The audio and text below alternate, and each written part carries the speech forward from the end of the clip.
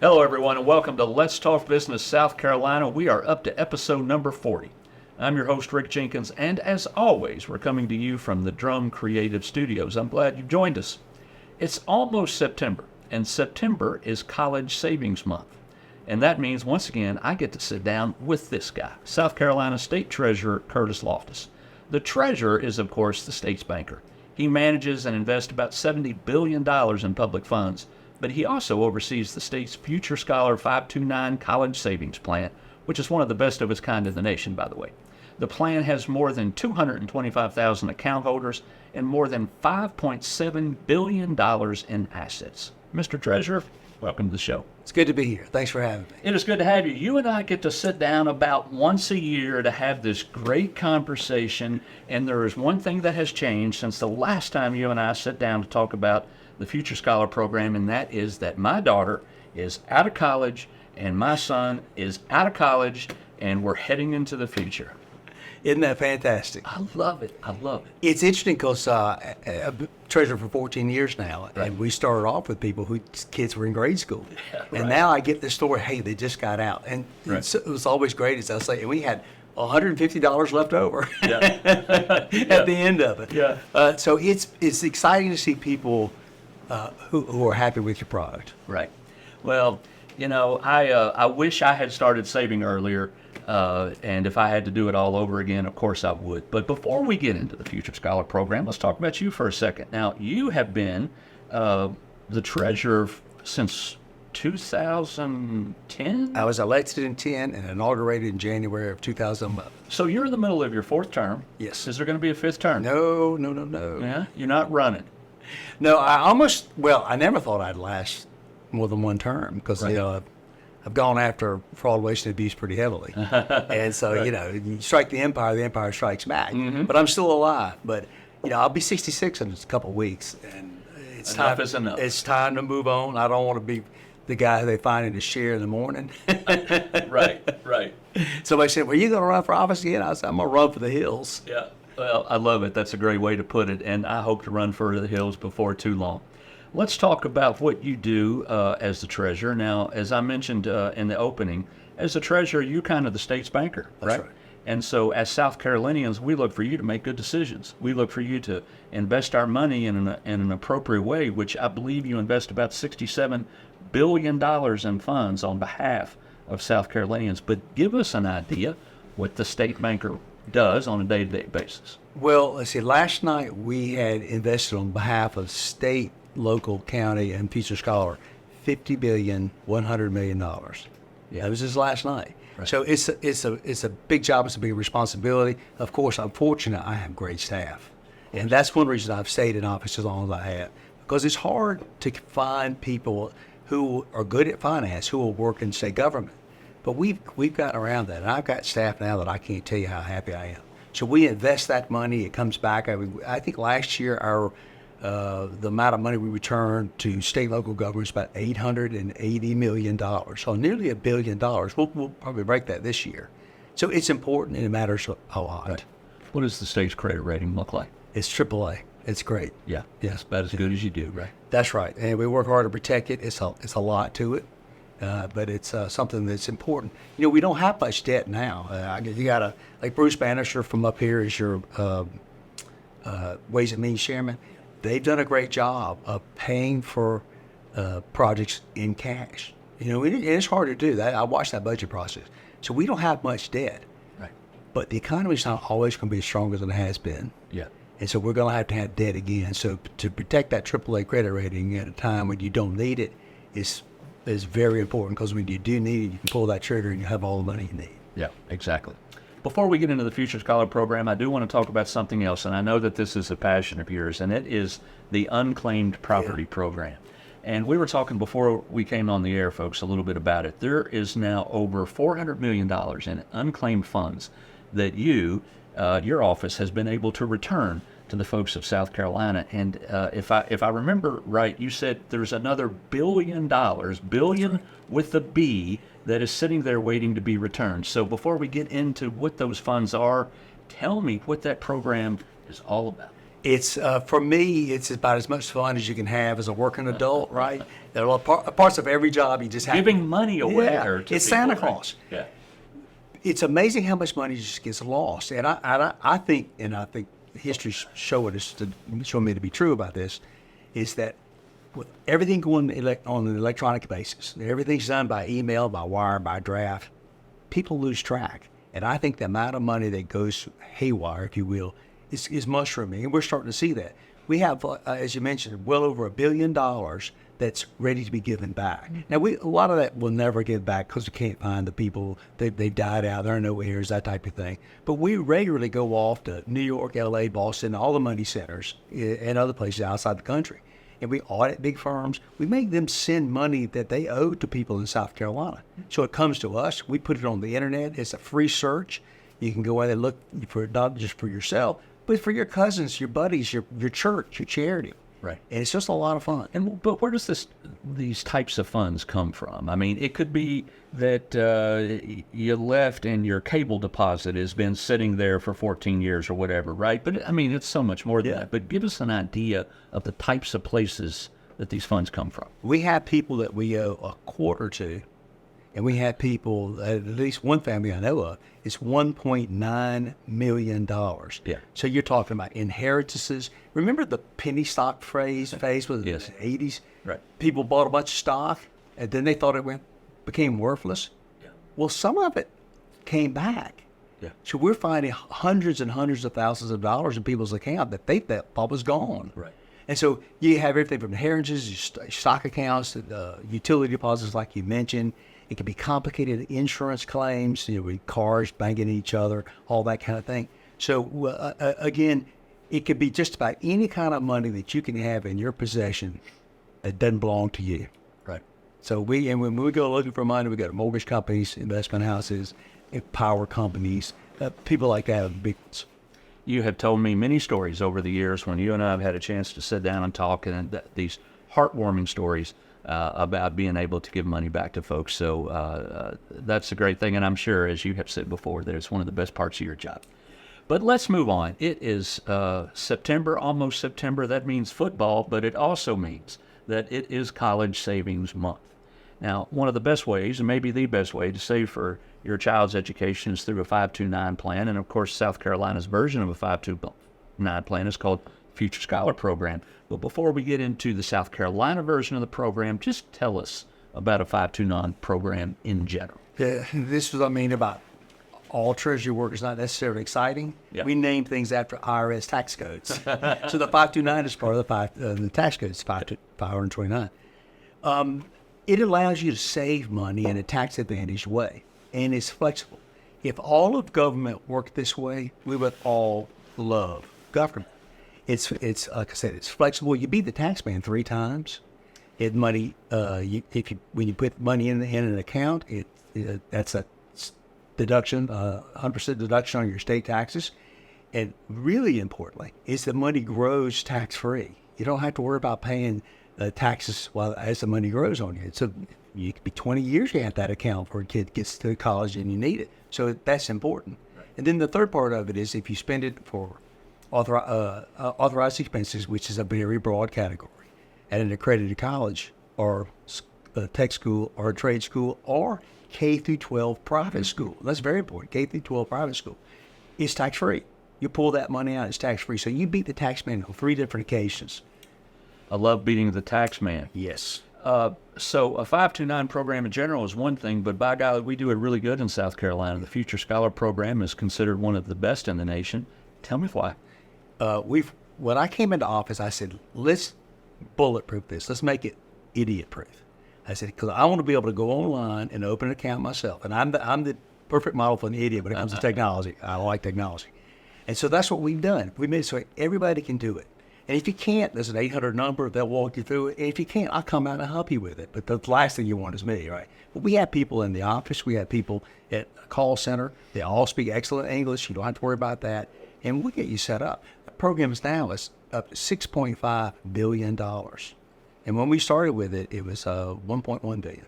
225,000 people have taken advantage of the Future Scholar Program. Is that what the number is now? That's right. Well, that's how many people are in the program now. Oh, I see. Yeah. Right. Yeah. Exactly. And so it's a significant amount of people. I can't walk through a mall or go to a party where people don't talk to me about their 529 brands. Right. And so then oftentimes they're in the nitty gritty about, will it pay for this computer game or something? I don't know what they're talking about. And so you got to call somebody who knows. I can't remember all that because we have pages of things. But it's so common sense, and that's why it works. And it's so flexible. If I've got 2 kids and then, first kid came along, so we put a little extra money in there because he's been there longer. Well, if he goes into the service, he could get his college paid for. Maybe goes to Annapolis or someplace. I can transfer that all to the second kid, and there's no penalty whatsoever. It's not even a fee. Mm-hmm. And that's how we've done things. You can transfer it back to yourself as a parent. That kind of flexibility is built in throughout the system, so you don't get into the dead-end corners. Anybody can open this, right? That's right. For someone else. It doesn't have to be mom, or it doesn't have to be dad. Oh, yeah. It can be grandmom, it can be aunt, it can be uncle or cousin or friend. I'm the perfect example of that because when all my brothers and sisters were young, I shot my mouth off. This is 12 years ago. Oh, your kids you start having kids and all that. I'll open accounts and put some money in it. Yeah. I've got like 10 accounts now. Right. And I have to go on a regular basis. And if I miss a month, let me tell you, they mention it to me. Oh, you all right? You have any finance problems, Curtis? Anything we need to know?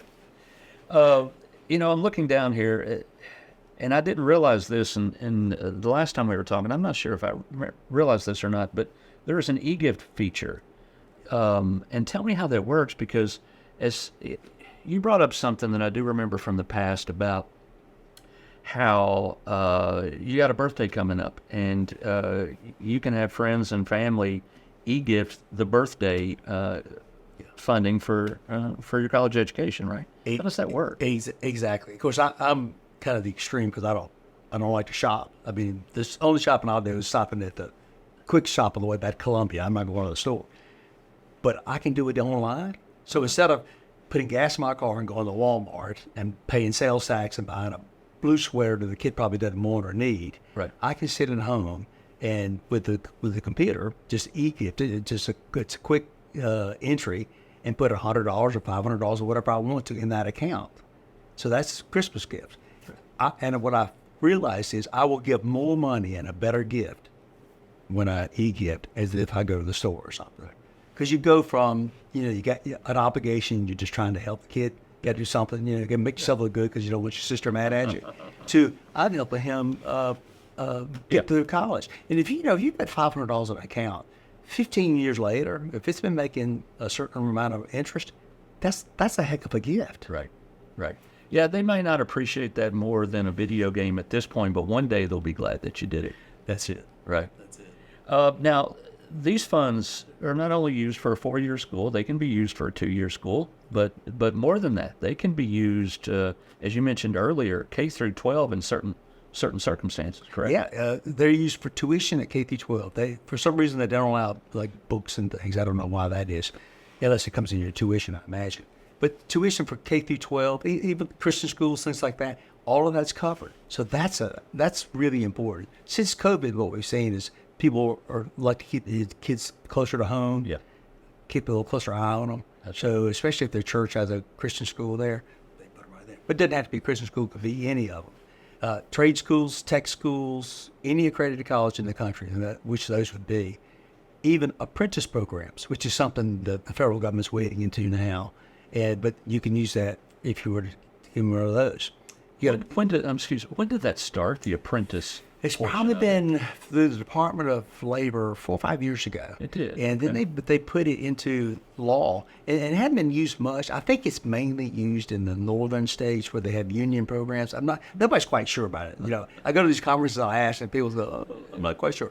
But if you go to a culinary school, probably, if it's accredited, you can go there. There's 660-something colleges around the world you can go to. And so it's just so flexible. If you want to be a welder or if you want to go to Harvard and get your MD, you're set. If your kid gets through school and you had $100,000 sitting there in that account and only cost $86,000, you don't lose that $14,000 though. That's right. You can roll it over into a Roth. Yep, roll it over to a Roth IRA, or even better, say your kid gets out of school and you've got some money left over, but there's also some student debt. Because a lot of people, they're not able to fund the whole thing. That's right. So there's some student debt you took on the first year or two. You can now pay up to $10,000 of your future scholar money on your college debt. Say that again. So you and I have been putting into our nephew for 20 years, right? Yes. Kid's graduated, and he picked up a little college debt because maybe he got a master's or something. Yeah. But there's $10,000 left in the account. He can use that $10,000 in the 529 account to pay the college debt, pay that student loan debt. So that's a huge thing. And there isn't a penalty for pulling it out, and then you can use the rest of it on the debt. It's a one-for-one deal. Yep. For as long as you can only use it for $10,000 per person. Up to 10,000. Yeah, up to $10,000. Okay, I got you now. So that's huge because most people kind of don't get around to the whole college, but they'll get most of it, right? Right. And if they pick up $5,000 or $10,000 or something like that in debt, and now they can pay it off. Yeah. And the money didn't have to be sitting there forever. You can still keep giving, and so you get the contribution. You be the tax man on both ends. Right. 225,000 people, you said, are in as part of the program right now. What did that look like? 5-7 years ago. How has that number? When we started, there were 1.1 billion in assets. If I remember, it's about 80,000 participants.